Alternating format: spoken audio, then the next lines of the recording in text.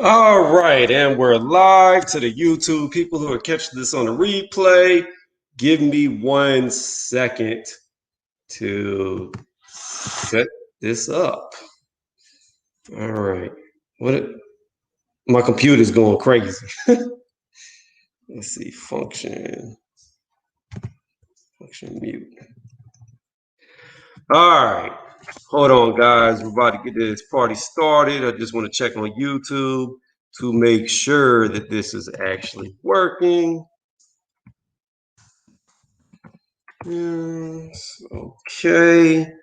It says I'm live. Let's click on the video to double check. Says I have 1 thumbs up. Mute that. What's going on, Intangible? How are you doing? Welcome to the channel. I'm not working out tonight. Normally I would, but we're doing this a little different. Actually, I'm not going to watch on StreamYard. I don't know why it's so delayed. Like the YouTube shows me chat an hour before I see it on StreamYard. It's weird. But anyways, we're going to do a little breakdown of the fight tonight. I'm not going to work out tonight. I have been cleaning the garage all night. So Thursday, when I do my live at 9 workouts, there'll be more added. Like I said, every time y'all see this, there's going to be upgrades added to what will be gym. Corona killed everything, so now I got to make my own gym. Anyways, Intangible, are you there? I saw you say yo, but I don't see you talking. So I might have lost you because I didn't see it at first. So we're going to get into the Dillian Whyte, who people say I capped for, versus Alexander Povetkin, aka Sasha. So I'm going to give it a few more minutes, and I'm going to just get into it. I don't know if anybody's going to join or not. It doesn't matter because normally this is when I do my workout. I am going to be right back in like 2 seconds.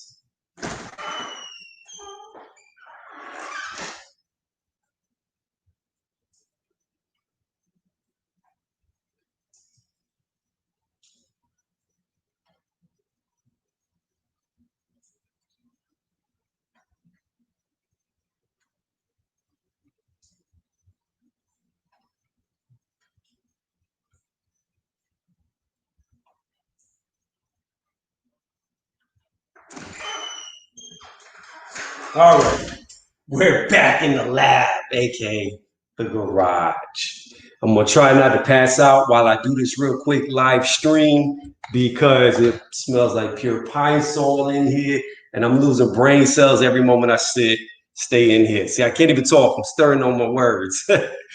So, anyways, what we're gonna get into is Dillian Whyte versus Povetkin. Who do I think is going to win? That'll come at the end. This is the pre-fight breakdown. I really like to see the weigh-ins before I do these analysis because I like to see how both guys look on the scale because we know Dillian Whyte has had a weight issue. He looked very bad against Marius Wach, and I don't know what condition he's going to come in. So with him getting a new trainer, getting rid of his old trainer, I don't know how hard he's actually been training. Haven't really seen him with his shirt off. I don't know the state of his body. With that being said, I'm going to assume that he's coming in top peak condition. When I do this, if he comes 280 pounds on the scale, then he's probably going to lose because he's going to tire out really fast because stamina is his biggest weakness. Now, with stamina being brought up, we're going to talk about Povetkin real fast. People say that, Povetkin's older. He'll slow down, catch him in the late rounds. That's when you'll beat him. And I don't really agree with that because if you watch Povetkin versus Michael Hunter, his last fight, Povetkin actually was getting better as the fight was going on. So that's actually counter to what you would think of somebody getting old. You would think somebody getting old would be teetering off towards the end of the fight, but he was actually winning the later rounds against Michael Hunter, whereas Michael Hunter came out extremely fast, blew his load, and didn't have much left, and Povetkin started to take advantage of that. Another thing about Povetkin is he's very good at coasting. What does that mean? That means if he the fourth round, he could take those rounds off and still make a good account of himself while using very little energy. He's very good at regaining his stamina as he's fighting. So very good at coasting. Now, what are the strengths of Povetkin?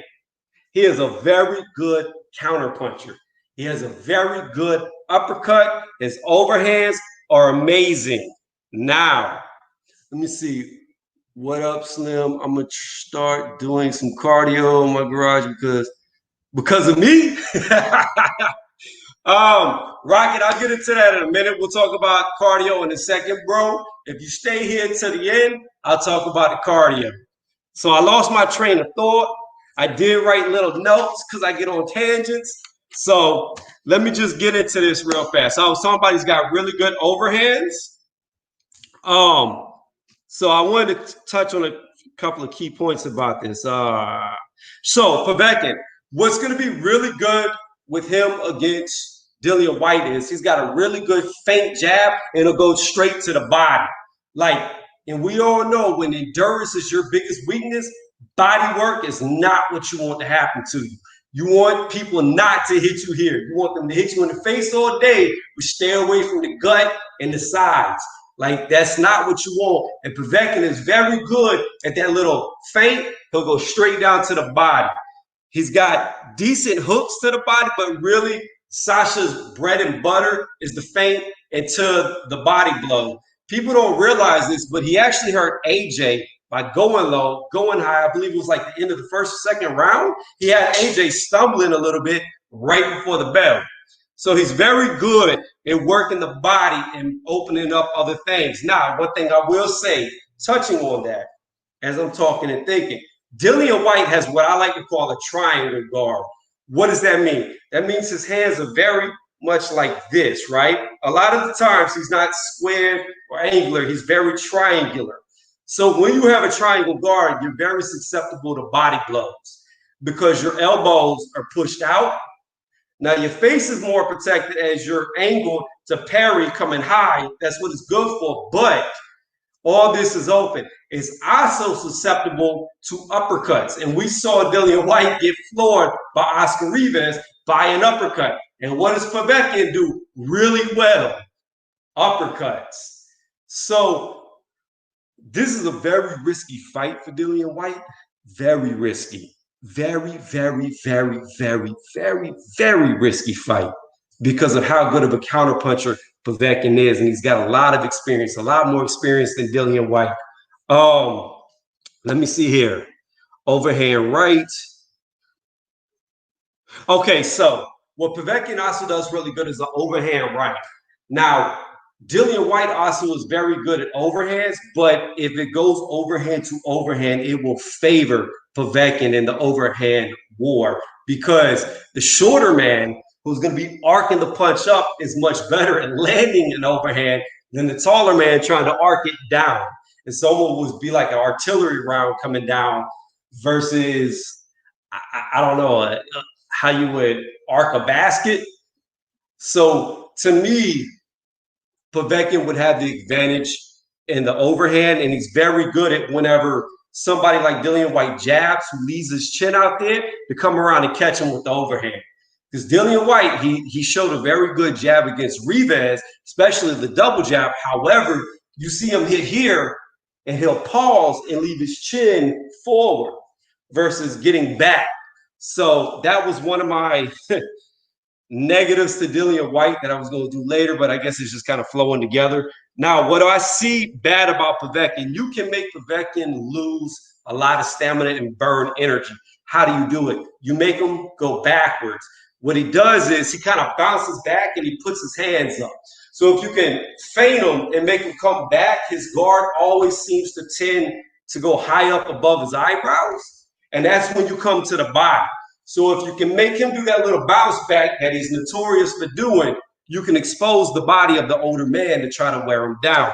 And Dillian Whyte is very good at hooks to the body, but again, you have got to be very careful throwing hooks to the body against a shorter guy who wants you to go low so he can get under you and come up with an uppercut. So although I feel Dillian Whyte has amazing left hooks to the body, he's got to be extremely careful when he chooses to do them. against a counterpuncher like Povetkin, who's going to be coming inside of you.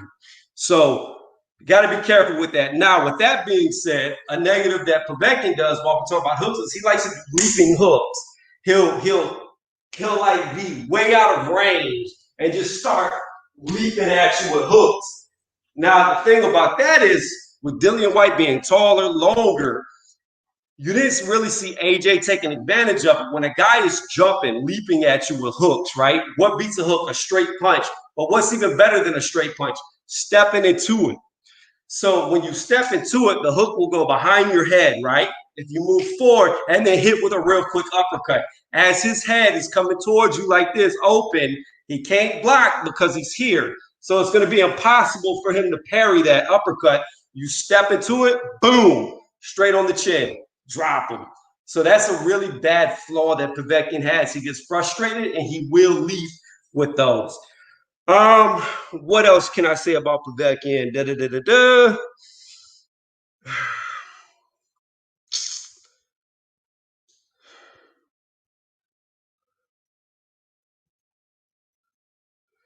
I don't know. Let's go to Whyte. So what does Whyte do good? Like I mentioned, he does good hooks to the body. He mixes up punches. So Whyte is very good at changing up the way that he attacks. He'll do a single jab. He'll do a double jab. He'll do a feint and then a jab. He'll jab, feint, then jab. He'll do a 1-2. He'll throw a one to the face, a hook to the body. He'll throw hooks to the bodies without even setting anything up high. He's very good at mixing up his attack. So that is a positive by him. His jab looked very good against Rivas, and it was decent against Whyte, but I don't really gauge Whyte too much off of that fight, as he only had 3 weeks to prepare, and he thought he was going to be out of boxing, so he wasn't even training. His overhand, like I mentioned earlier, is a strength of his. However, I don't know how effective that's going to be against a shorter man. So against AJ, the overhand is great. Against Tyson Fury, amazing. Deontay Wilder, perfect. Against Povetkin, not so much. Because again, when you're arcing, same thing with them leaping hooks.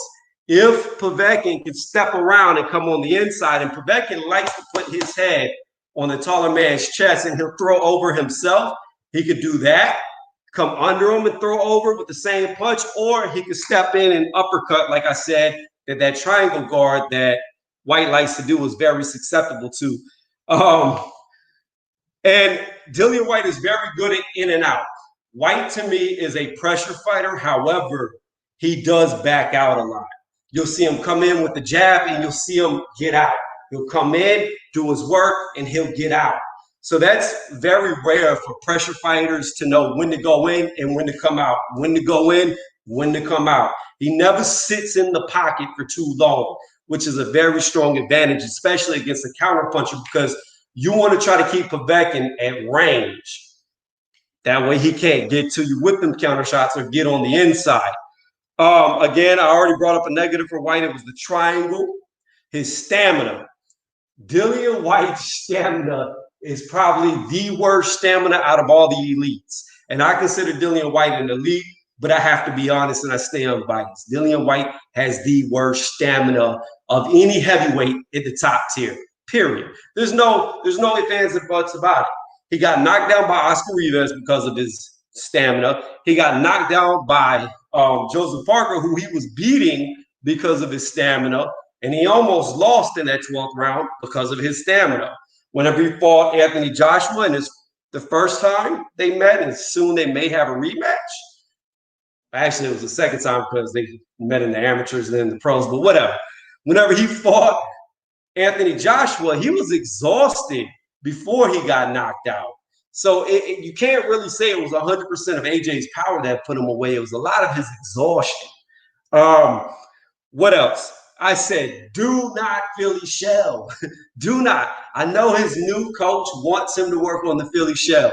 You do not Philly shell against somebody who is faster than you and knows how to step around you. That is the one thing that the Philly shell falls short against. I mention it all the time. If you want to see how to beat the Philly shell, watch James Toney versus Roy Jones Jr. That is the blueprint for how to beat that Mayweather style of Philly shell.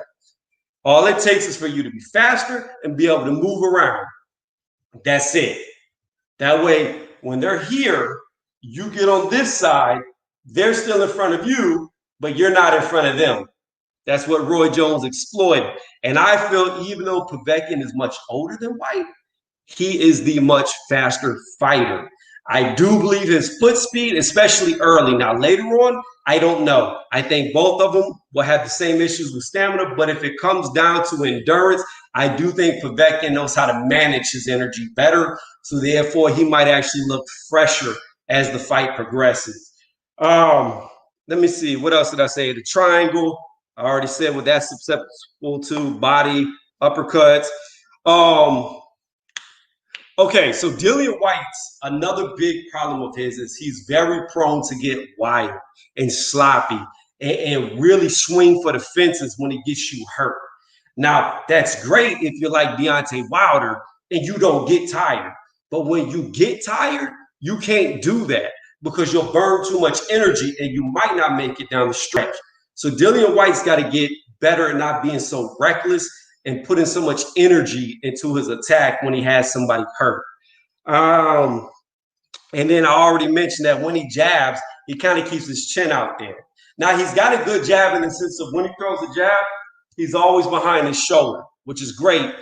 But he leaves his chin out there sometimes when he comes. He just stays out there and he doesn't disengage. So those are his weaknesses. Now, how do I see the fight going? I do not believe Dillian Whyte will look as good as Michael Hunter did early. I think that he's not as fast as Michael Hunter, and he can't fight that fast. And if he tries to fight that fast, he's not going to make it to the 12th round. So this fight right here has got to be fought more methodical. Now, I think Povetkin is going to be the aggressor at the start of this fight. I think from round one, Povetkin's going to push forward versus Whyte pushing him back. I think Whyte's going to need to stay on the back foot and circle him kind of like he did Rivas, exchange when he can.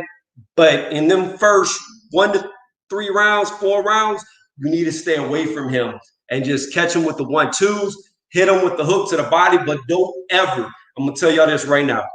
If Dillian Whyte tries to chain together hooks to the body, so if he goes left hook, right hook, I think he'll get caught. He'll only get away with it so many times. If he keeps chaining them, Povetkin's going to come up with an uppercut and hit him.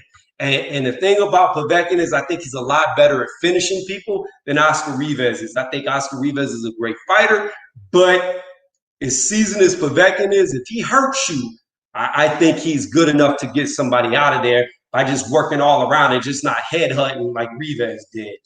What else?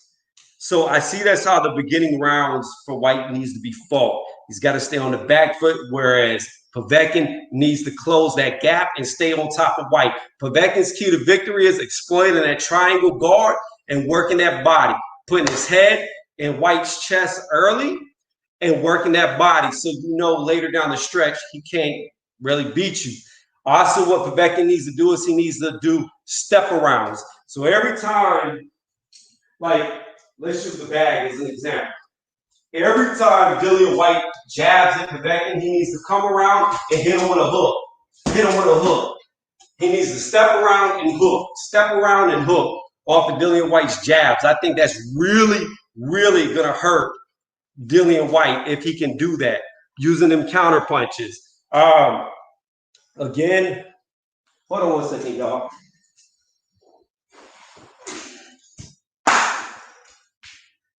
What the fuck is that? So I'm in the garage. The garage door is cracked, as you could tell. I'm letting the aroma of pine saw get out. And this big ass red spider just started running at me. So I had to kill it. So let me see what y'all said. Whyte has to take Povetkin to later rounds. Povetkin gas does last 6 to 8 rounds. Povetkin is at his best. I understand. That's what I'm saying. So that's what I mean by Povetkin is going to put on that pressure early.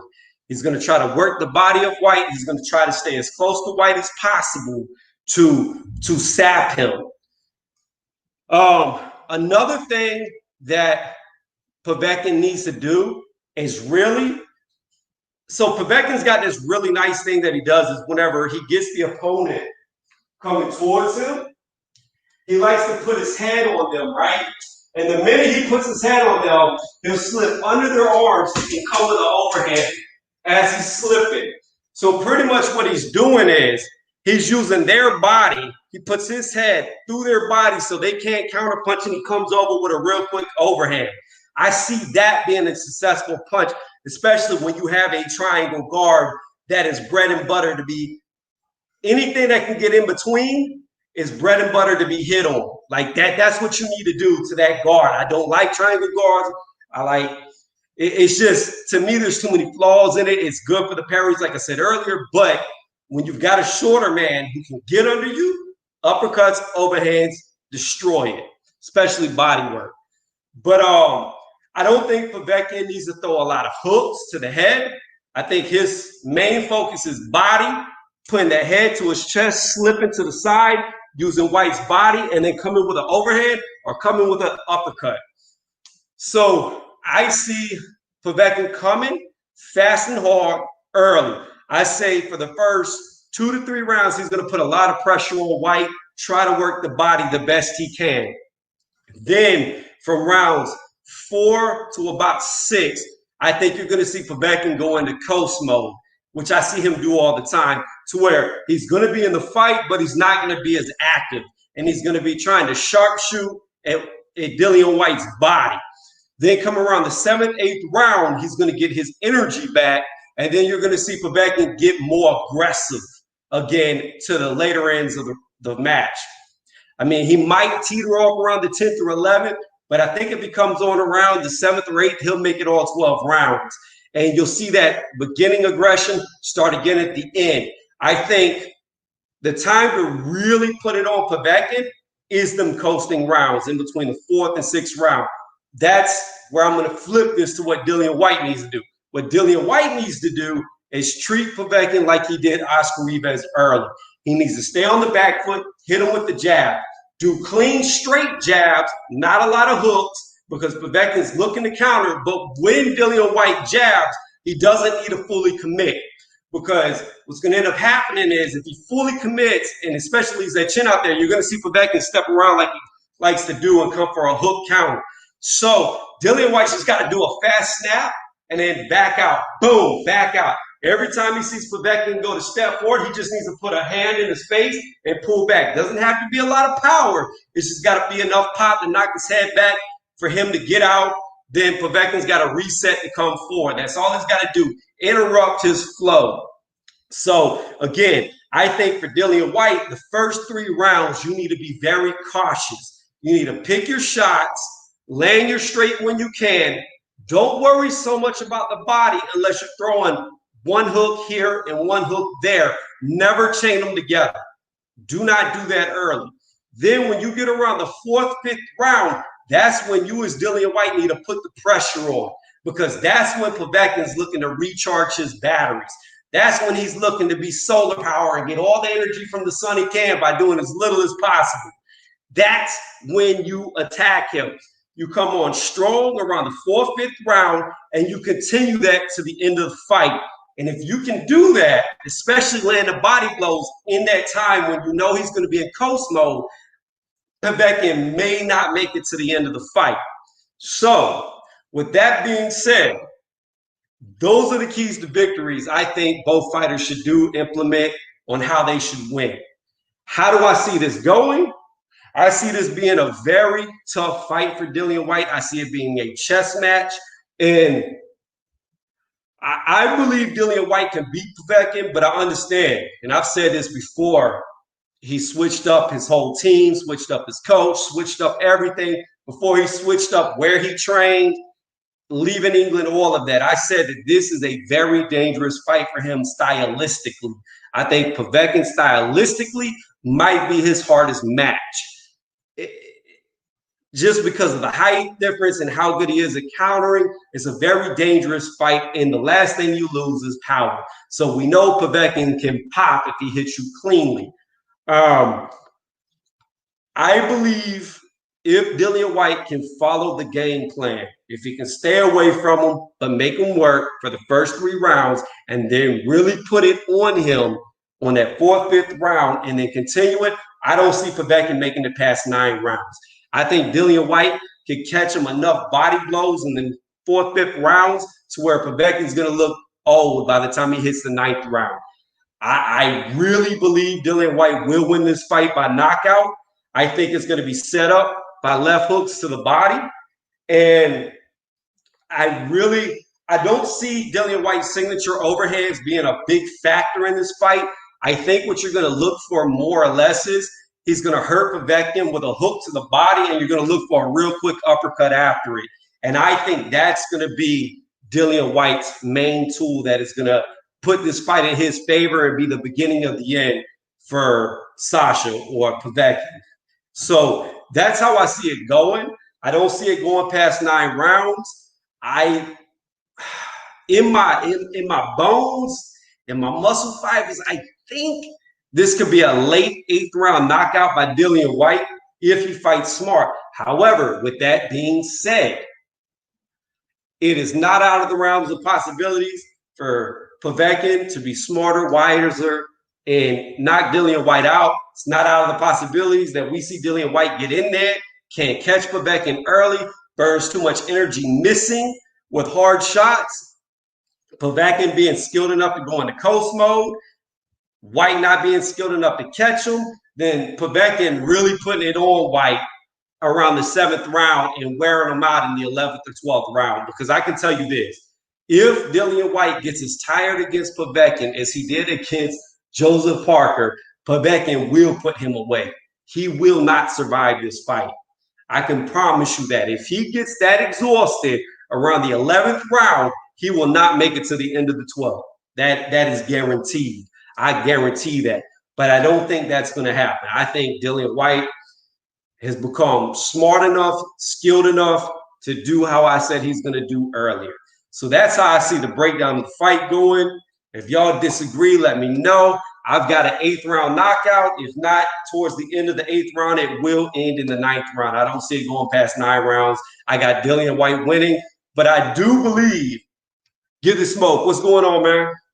I do believe, though, that early in the first 3 rounds, we're really going to see how skilled Dillian Whyte is. I do believe that Povetkin is really going to show us what Dillian Whyte's made of in them first 3 rounds. And he's either going to pass the test or he's not. And if he doesn't pass it, then he loses his mandatory slot, and all that work, all them days, 1,000+ days of waiting for them, that title shot goes out the window because now Povetkin is fighting for the belt. So, with that being said, Rocket, are you still here?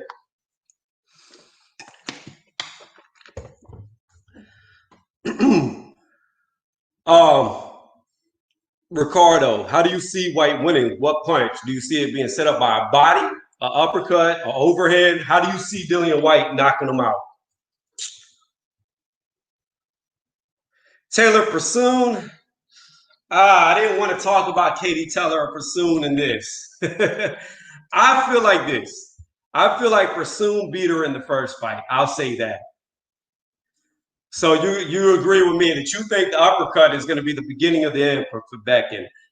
That's what I believe too. I believe the uppercut's going to come after a left hook to the body.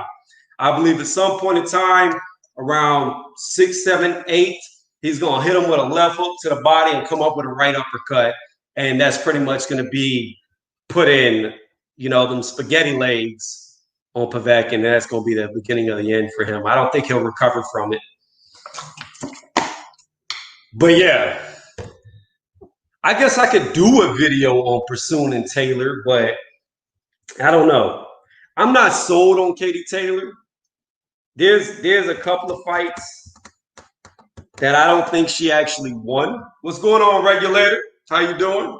There's a couple of fights I don't think she actually won that she got the decision for, but, as they say, that's boxing. Show us a 1-2. JD Boxing, have you not been here when I do my Tuesday, Thursday, Saturday night boxing? I mean, a 1-2 is just a jab straight. Again, okay, let me tell you this. Here we go. Disclaimer, JD Boxing. I'll hit the bag, but I can't hit the bag hard. Last time I hit the bag 50%, shit fell off from up top and damn near decapitated me.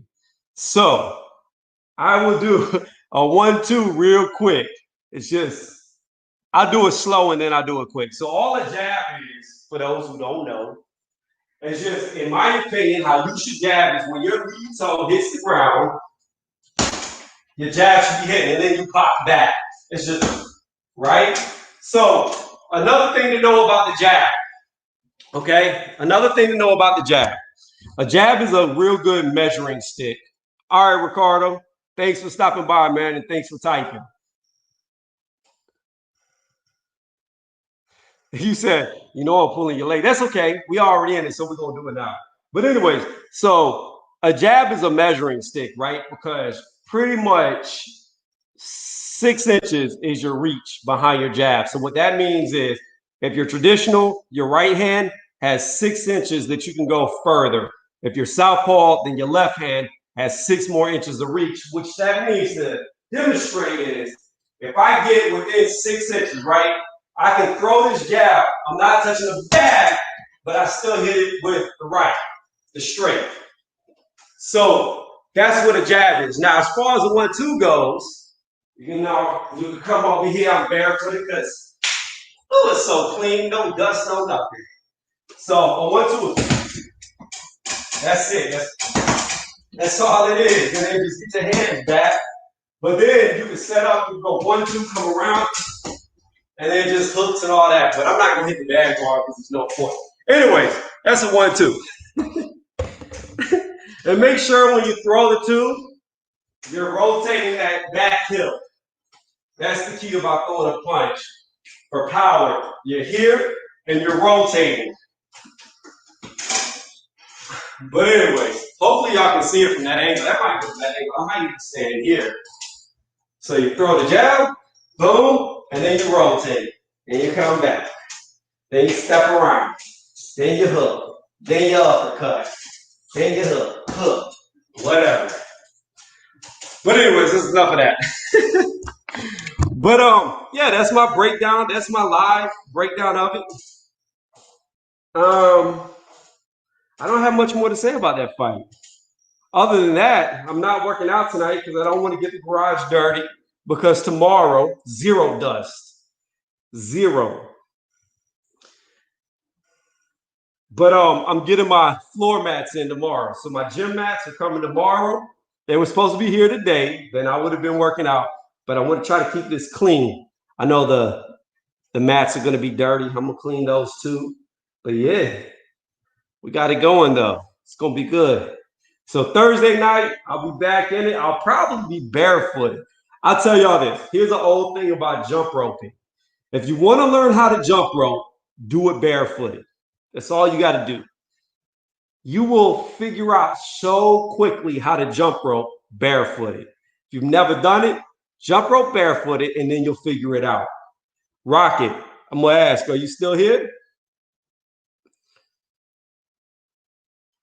Would it be a surprise to me if Whyte stops Povetkin early? I don't know. I don't know. I don't think it would actually. To be honest with you, JD, ever since Dillian Whyte had his shoulder surgery, I've seen him hit with a lot more power. You know, whenever he fought AJ, he had a messed up, I believe it was a rotator cuff, and then he got it fixed after. Since he's had that arm fixed, he looks to be hitting a lot harder. We know Povetkin can be knocked out because he's been knocked out. We know it can be floored because he's been floored. And in my opinion, Dillian Whyte looked a lot better against Joseph Parker than AJ did. So that shows, you know, he's gone up in skill and class. So I would not be surprised. I would just say I find it highly unlikely because I don't think Dillian Whyte fights fast enough for that to happen.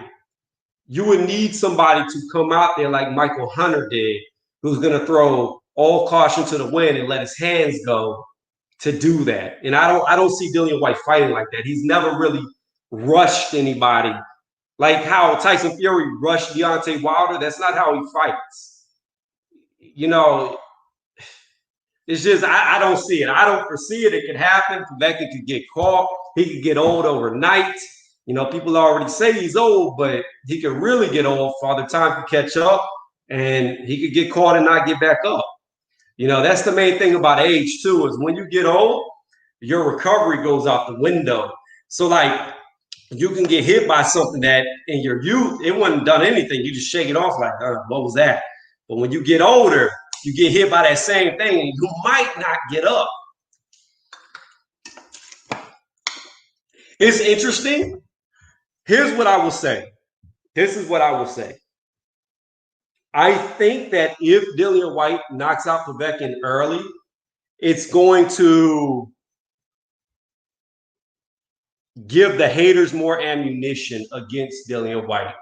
And what I mean by that is Dillian Whyte was on record saying that, you know, Ortiz was old. And here he is fighting somebody just as old. You know what I'm saying? So if he knocks him out that early, then people are going to be like, well, Povetkin was old. He shouldn't have been in the ring. His career was over. That wasn't a needed fight. That was just to make Whyte look good. I could see that being the argument in the debate after if Whyte does that. So in all honesty, a part of me feels like it would be better if it was a 4th, 5th, 6th round knockout and Povetkin looked good before he got knocked out. You know what I'm saying? Because I can already see the hate coming. And the flip side to that coin is if it goes too deep in water, then people are going to say the same thing. They're going to be like, oh, Dillian Whyte's not any good. How could this old man fight him that long? So I really think this fight is a lose-lose. Really, it's a lose-lose-lose. It's 3 losses. You win, you lose. Or let me say it like this. You win early, you lose. You win late, you lose. If you beat him, you still lose because you took a fight for all this risk for no reward. So the whole fight to me doesn't make sense. It's a dangerous fight that makes no sense. Financially, future, legacy, it just doesn't make sense to me. It doesn't. Because if you beat him, people are going to say he's old. If you look bad, then people are going to say you look bad against an old person. Like it just, you don't gain nothing.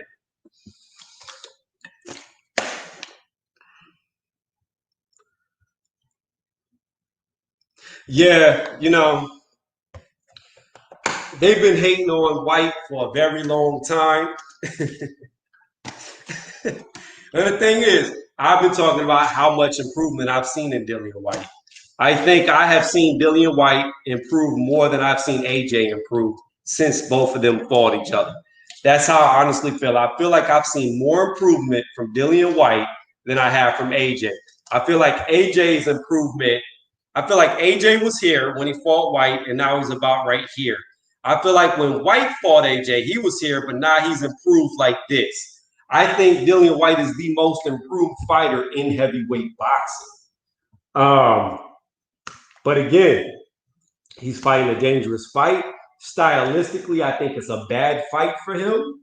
And this is what he does, though. He fights all comers. Like, he's fought more top 10 fighters than both Deontay Wilder and Tyson Fury, which is crazy. This dude has actually fought more top 10 fighters than 2 champions. That's insane. The only person who's fought more top 10 fighters is AJ, which is crazy. It doesn't even make sense. Well, Povetkin's probably fought more top 10 fighters, but I can't really add him to the argument because, you know, Povetkin's been in it for so many years. Of course he's fought more, but yeah, it just doesn't make sense. Man, if you really look at it, Dillian Whyte and AJ have both fought more top 10 fighters than Pulev has. So, I mean,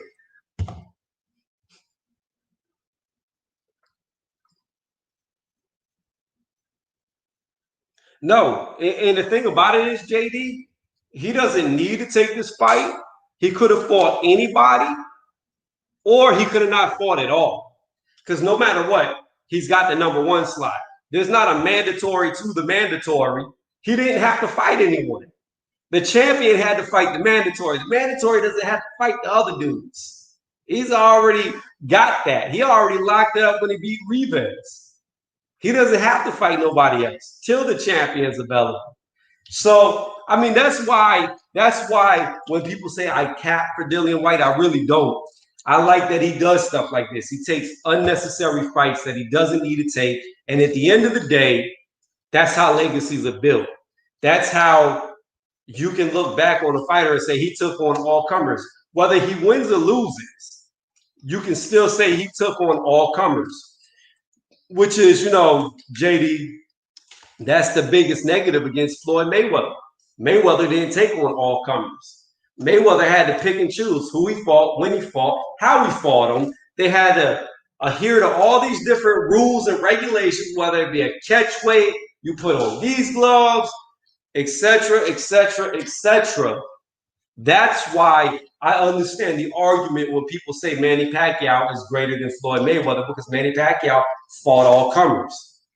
And that's what history remembers. So, I like Mayweather. I think he was a great fighter. But I think Dillian Whyte is becoming the Manny Pacquiao of the heavyweight division, meaning he'll fight anyone.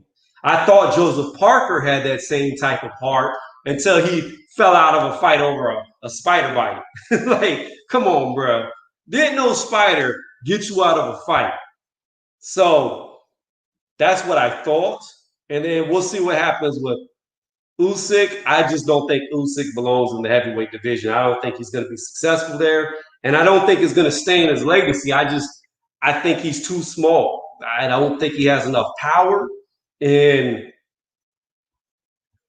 is he still fighting Chisora? Did they cancel it? Is it still going ahead? I'm not sure. But I think Chisora will beat Usyk, to be honest with you. I think he'll get him out of there. And I would not be surprised if he knocks him out. And I don't even know how late the fight's going to go. I don't think them pillows for hands are going to work against these heavyweights. I mean, he barely could handle Chaz.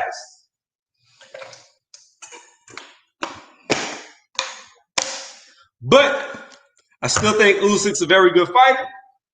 I just don't think he's a heavyweight. With that being said, this short live breakdown is about to go down. So I thank y'all for joining. Still on Just Postpone. Yeah, but regularly they postpone until it never happens. Yeah, JD Boxing, when that time comes, I'll do a breakdown on that fight. I normally wait till like fight week before I do the predictions and breakdowns. I think my record is like 28-4 now, and being right, 4 being wrong. So pretty good. Putting it up to the test. I went with Sean Porter over Earl Spence. That was the last prediction I got wrong. And I really believe that Earl Spence beat Sean Porter. I thought he beat him by a point. I thought if not for the knockdown, it would have been a draw. But being that Earl Spence knocked him down, he won the fight off that alone. So I'm very honest when it comes to that. Yeah, JD, I like to do that because I made that mistake with Ruiz and AJ too. Whenever I heard about Ruiz and all that, and he had his shirt on, I thought he put on muscle. Then I seen him in the ring, and I was like, oh, God, this dude came in a fucking jelly bean.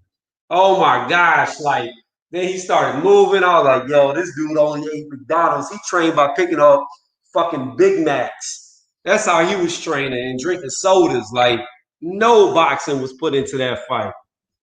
Got overconfident, got that ass whooped. See, and JD Boxing, I can understand that because it was a very close fight. I can get that. But again, I had it 6-6. And then with the knockdown, I had Sean Porter losing by a point. Had that knockdown not happened, on my scorecard, it would have been a draw.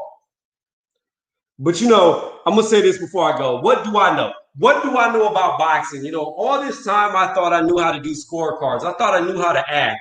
But obviously, I don't know mathematics because when I watched the Cecilia and Jessica fight, I saw a scorecard say 97-94.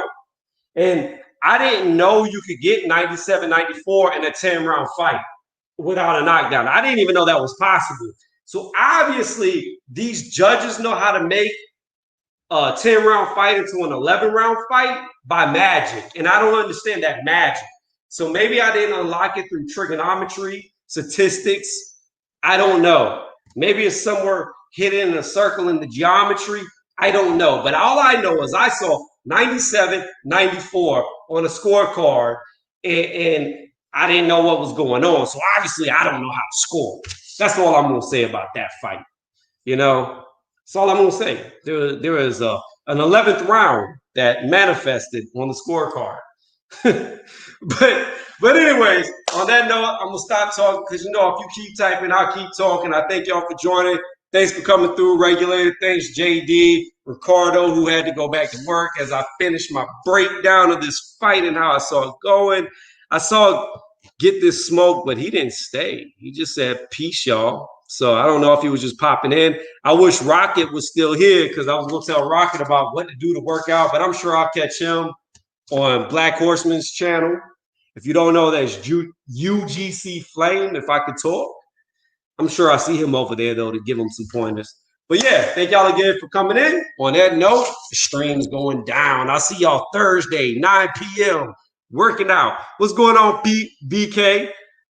You join as I leave. But yeah, again, I'll see y'all 9 p.m.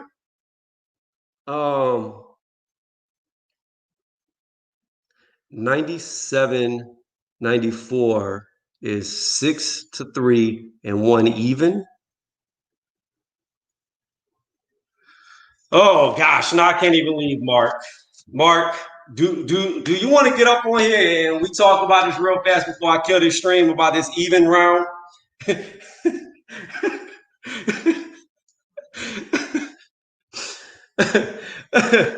Oh my goodness. Because I don't believe in even rounds. I don't believe in them. I don't believe any round should be a 10-10 round. I do not believe in it. The only way I believe in an even round, I'll say this before I go. The only way I believe in it is if one guy gets knocked down, right? So you have to take a point away from him. But either before or after the knockdown, he comes back and totally dominates the guy who knocked him down in that round. That's the only possible conceivable way I see an even round, or both guys get one knockdown apiece. Other than them two circumstances, I don't believe in an even round. But I guess you could say one even round at 10-10 could make it mathematically a 97-94.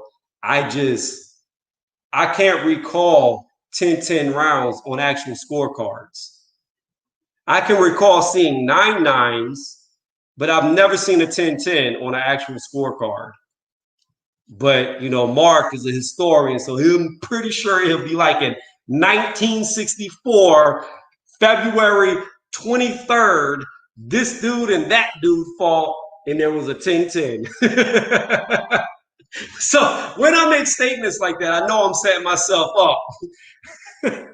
But with that being said, I am going to close down the stream. Again, thank y'all for watching. Mark, thanks for coming through at the end. And BK, thanks for typing. And I didn't know you were here for a long time. So on that note, I'm out. Thank y'all again for watching.